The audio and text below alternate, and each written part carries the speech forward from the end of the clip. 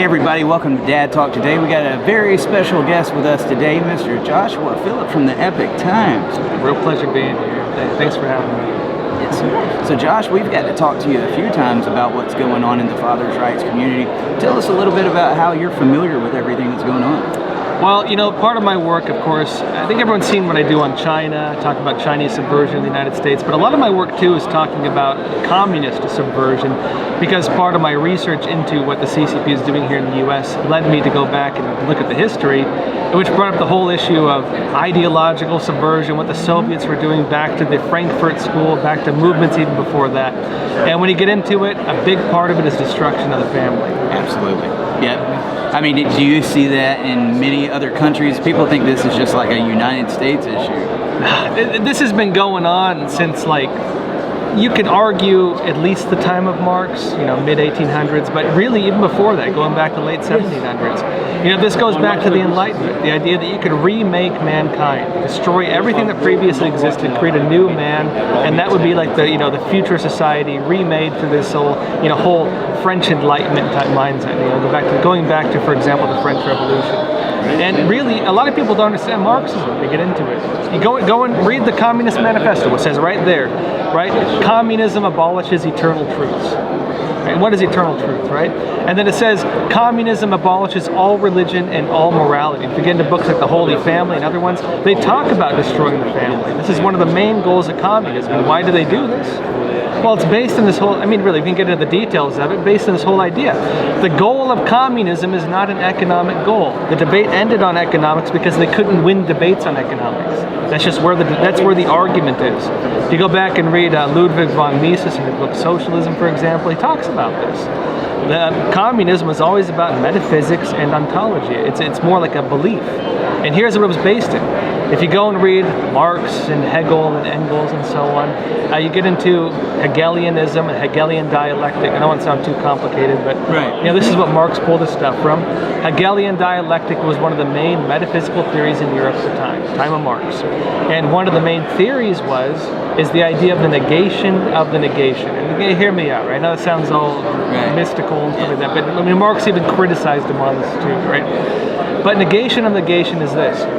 It's the idea that through the destruction of an existing institution, something new, something higher will be born from it. And so Hegel talked about, you know, the destruction of the seed, and the plant is born from the destruction of the seed, the destruction of the egg, and how, you know, the chicken is born from the destruction of the egg. And so Marx said, well, if we destroy everything, then, you know, shouldn't we create some kind of higher realized purpose for mankind? And Marxism is really just a formula for destruction of all previously existing institutions. All morality, all religion, destruction of the family, destruction of belief, destruction of tradition, and they believe that through this destruction, somehow a new system is going to be born. That is the basis of Marxism. Absolutely, man. And you know, you destroy the family, you destroy a society. I'm curious, you know, we see very little politicians talking about this. Why do you think that is? Well, they talk about it on one side, that's for sure. Oh, yeah. They definitely talk about the destruction of the family on one side. But, you know, here's the thing. I think a lot of people, don't get this side of Marxism, and they don't get this side of progressivism. They don't understand any of this. For them, it really is the cause, and a lot of them are true believers. They actually believe in this stuff. They don't look at the actual results of what they're calling for, though. They don't look at what the results are when you destroy the nuclear family. You know, you look at these Marxist organizations, even like Black Lives Matter, they had it on their website for a while, they deleted it, but destroy the nuclear family. Why are they talking about destroying the nuclear family? And people saw that and like, what do you mean? You know, I thought this is about racial equality, not destroying the nuclear family. What do? They go and delete it from their website. A lot of the real Marxists know this, a lot of the other ones are just real true believers, but they don't think about the impact of it. They don't think about the impact of destroying, you know, the role of fathers, the role of destroying the, you know, the balance between men and women, the role of destroying even, you know, through feminism. When I was in community college, I wrote a paper on it. I accidentally took a feminism class, and I didn't know what I was getting into. It was called the history of art or history of women in art, and I was like, oh great, cool, like I want to learn about that. It's a feminist class, and ended up being just a class on feminism. And actually I wrote my final paper arguing that feminism is an anti-women's movement because it demonizes feminine virtues. It demonizes what women are, and it tells them they should be more like men, even though it's not portrayed like that. It tells them that the role men play and the virtues men have are what women should want, and that everything that they are, right, this gentle, caring, nurturing nature, is somehow a persecutory frame put on them. And by encouraging men to become like, or women to become like men, they started encouraging men to become like women. And this whole inversion of this, destroying this entire structure, and then creating conflict between men and women, turning them against each other, is really, I think, the worst thing you could possibly do to families.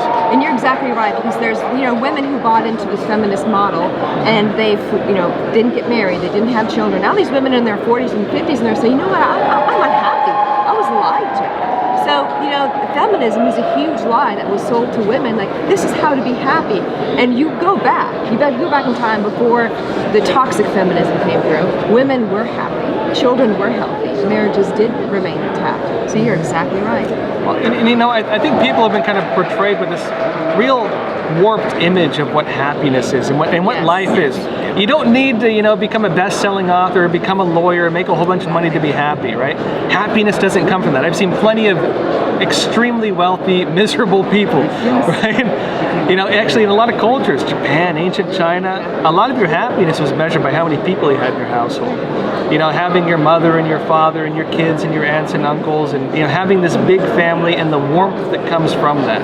And really, I think society, thinking they're going to find happiness really through, wealth and all these things, and it's good to be comfortable, it's good to have enough to take care of yourself, but you find a lot of people who get that and they realize that they're lonely, they realize it's cold, they realize they don't have families, they realize that they wasted their youth when they could have had a family, and the hard realization that they've lost that possibility, that is now far beyond in the past, and they don't have the ability to have that. That is a heart-wrenching, just soul-crushing realization for a lot of people.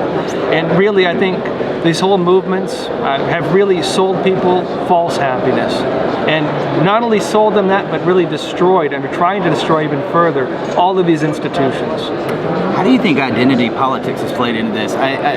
It's crazy because we've seen the Democrats go after the African American vote, and I saw on election night they was telling them to vote like a mother. The African American community right now is plagued by an 80% fatherless rate. Yeah, well, I'll tell you an analogy, right? I don't think this actually really happened, but it's an analogy that was told oftentimes in the Soviet Union, right? They said that they were, some guys are walking with Stalin, and they ask, how do you control a population? And Stalin says, watch this, let me show you.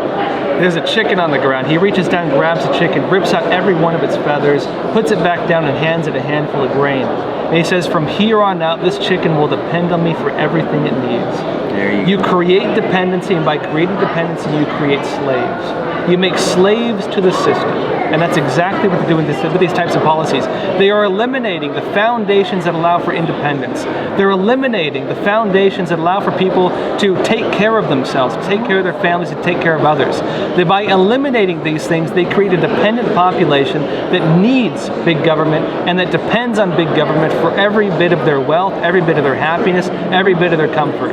That is what they're doing with these types of things. Well, in many cases, the mom is more financially stable. If the father's outside of the house, she can get all of this different assistance. I mean, it's exactly what you're talking about. I mean, it's crazy to see how the decline and the importance of fathers is just going away every day.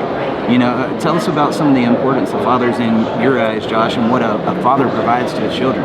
Well, I've done a lot of thinking about this, and I like to read a lot about traditional books. This is the reality for men. I'm a millennial technically, right? And yeah. I think we were one of the first pioneer generations born into the destruction of the nuclear family and raised by TV and having internet and so on, right? The lock and key generation, right? We see the results of that with a lot of people in my generation. I really had to go back and learn a lot of, virtues myself. I turned to Aristotle, Marcus Aurelius. I turned to Japanese Confucianism, guys like Yamaga Soko and so on, to ancient wisdom, whether it be China, Japanese, European, and so on. And really understanding what the role of fathers were and what the role of a leader was. And if you go back into it, it wasn't some persecutory, masculine, macho, beating everyone beneath you type of thing. It talked about that a leader should love his people. This same principle was applied to men, that it comes from love, right? One of my old mentors actually was actually a monk, matter of fact. I trained under a Catholic monk, trained under a Catholic priest. One thing he told me was that the reason men need to be strong, right? The reason men need to be strong isn't out of some kind of macho nature. It's to make others feel strength as well. You give strength to others. He talked, for example, about, that, I'll give you one example. I used to, if I got hurt, for example, I was traveling for a while. If I got hurt, for example, I'd make a big deal about it. He sat me down one day and he said, Josh, the reason why men, don't show pain isn't because, again, you're trying to act tough. The reason you don't show pain is because usually if you're going through hardships, others around you are also going through the same type of hardships, and they look to you for strength. They look to you to be that anchor. And you need to, be strong and be tough, not out of some kind of self-validation, but for the sake of others. And really, it's true. You know what I mean? When people are in rough situations, they look to someone who is stable and calm and can face that trial and deal with it calmly and rationally and with strength. And that was the role that men played in the family. That is the reason men need to be strong. And destroying that, right, makes not only the men feel weaker and demasculized, but also women feel like they can't depend on them. It makes children feel like they can't feel safe. And really destroying all these foundations and only focusing on the worst parts of humanity eliminates any discussion on the positive sides of these values and the positive sides of these traits. Well, you see what's going on our TV shows all the time.